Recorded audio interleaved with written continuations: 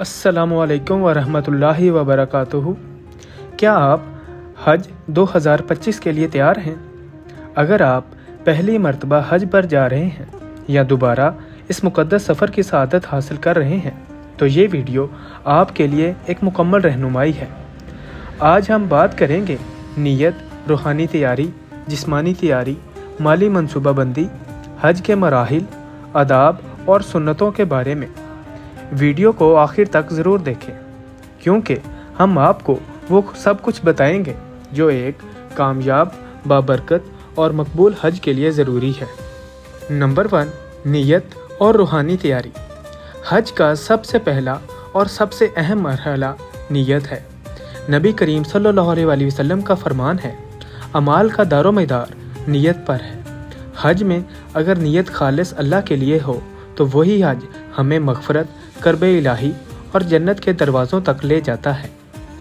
रूहानी तैयारी में हमें सबसे पहले अपने दिल को साफ़ करना होगा।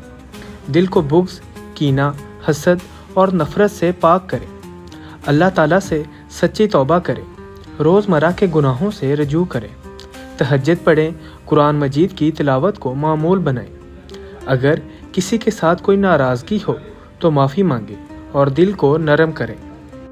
नंबर 2, ज़हनी और जिस्मानी तैयारी। हज सिर्फ़ एक इबादत नहीं बल्कि एक मुकम्मल आजमाइश भी है।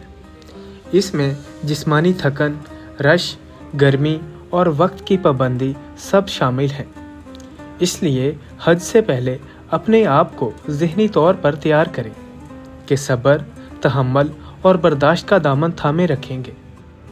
जिस्मानी तौर पर ख़ुद को चुस्त रखने के लिए रोज़ाना चहलकदमी शुरू करें।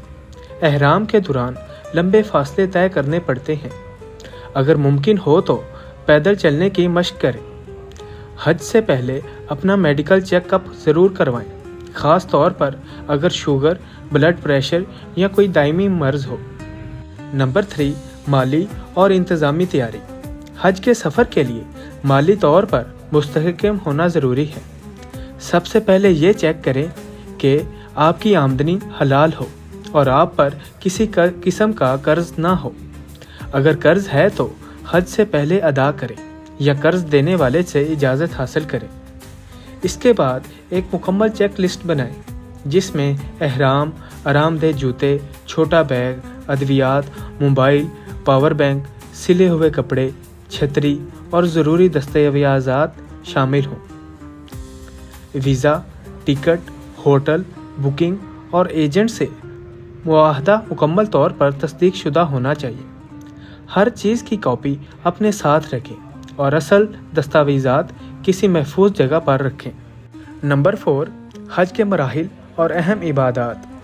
जब आप मक्का मुकरमा के करीब हों तो एहराम बांधें, नियत करें और तलबिया पढ़ना शुरू करें। एहराम की हालत में कुछ चीज़ें हराम हो जाती हैं जैसे नाखून काटना, बाल काटना और खुशबू लगाना। मक्का मुकरमा पहुंचने के बाद उम्रा अदा करें जिसमें तवाफ़, सई और हल्क या कसर शामिल होता है। तवाफ़ के दौरान हर चक्कर में दुआएं करें और अल्लाह से अपने गुनाहों की माफ़ी मांगें। फिर आता है मिना का दिन जहां सिर्फ़ अल्लाह का ज़िक्र करें, नमाज पढ़ें और आराम करें। अगले दिन अरफात में वक़ूफ़ किया जाता है जो हज का सबसे अहम रुकन है। यहाँ पर दिल खोल कर दुआएं मांगें। अरफात के बाद मुज़दलिफ़ा में रात गुजारें जहाँ मगरब और इशा इकट्ठी पड़ी जाती हैं और कंकरियाँ जमा की जाती हैं। फिर जुमेरात में शैतान को कंकरियाँ मारी जाती हैं, कुर्बानी की जाती है और तवाफ़े ज़ियारत किया जाता है। नंबर 5, आदाब और सुन्नतें। हज एक मुक़द्दस इबादत है इसलिए हर वक्त अदब, आजिज़ी और इनकसारी अख्तियार करें। आवाज़ बुलंद ना करें, ग़ीबत, बहस और झगड़े से बचें। सफाई का ख़ास ख्याल रखें। बूढ़ों, औरतों और बच्चों की मदद करें। खादमों, मुलाजमों और दूसरे हजाज के साथ नरमी से पेश आएँ। हर अमल में सुन्नत रसूल सल्लल्लाहु अलैहि वसल्लम को अपनाएं। तलबिया बार बार पढ़ें। ज़िक्र, इस्तग़फ़ार और दुरूद शरीफ को मामूल बनाएं। नंबर 6, मदीना मुनव्वरा की ज़ियारत। اگر آپ کو مدینہ منورہ جانے کی سعادت ملے تو یہ زندگی کا عظیم موقع ہے۔ روزہ رسول صلی اللہ علیہ وسلم پر باادب سلام پیش کریں، مسجد نبوی میں زیادہ وقت گزاریں اور نمازیں باجماعت ادا کریں۔ زیارت کے دوران دعائیں مانگیں، خاص طور پر وہ جو نبی صلی اللہ علیہ وسلم سے منسوب مقامات پر پڑھی جاتی ہیں۔ نمبر 7، واپسی اور زندگی کی تبدیلی۔ حج کے بعد ہماری زندگی میں تبدیلی آنی چاہیے۔ حج ہمیں گناہوں سے پاک کرتا ہے، لیکن اصل کامیابی یہ ہے کہ ہم اس پاکیزگی کو زندگی بھر برقرار رکھیں۔ نماز، قرآن، ذکر اور اخلاق کی روشنی اپنے اندر پیدا کریں۔ حج کا اثر ہمارے کردار، رویے اور معاملات میں واضح نظر آنا چاہیے۔ پیارے دوستو، اگر آپ کو یہ ویڈیو پسند آئی ہے تو برائے کرم اسے لائک کریں، اپنے عزیزوں کے ساتھ شیئر کریں اور ہمارے چینل کو سبسکرائب کرنا نہ بھولیں۔ کمنٹس میں ہمیں بتائیں کہ آپ حج 2025 کی تیاری کس طرح کر رہے ہیں۔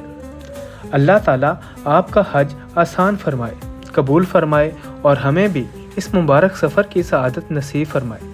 آمین ثم آمین۔